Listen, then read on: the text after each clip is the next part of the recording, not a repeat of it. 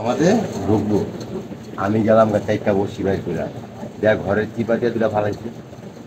আর দুইটা হ্যান্ডলাইট, একটা হাতে টর্চ লাইট, একটা হ্যান্ডলাইট দেওয়াল লয়ে খারাপ করে রাখছি আর হাতের তেলে একটা ছেড়া দিয়েছি একদম ঘর বড় বড় হয়ে আর দুইটা তো আগেই ছেড়ে দিয়েছি বা আরেকটা যখন আমি ছাড়তে যাবো না আমার তো বড় বড় ভিড় ভাই, ভিড়ের ভিতরে আমি বসি বাঁধছি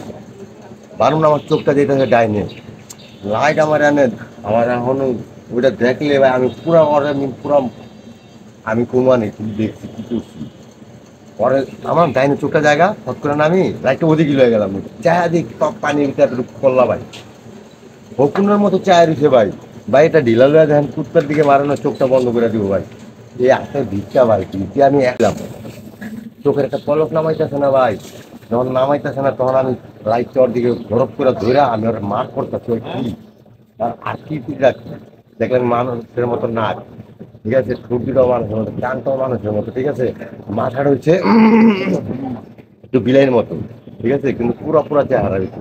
এখন ওর এই লাইট মারতে মারতে আর ওই মারতে আমি পিছিয়ে আমার ম্যাচ ছিল কিন্তু আমার ওই ম্যাচের কথা ভুলে গেছি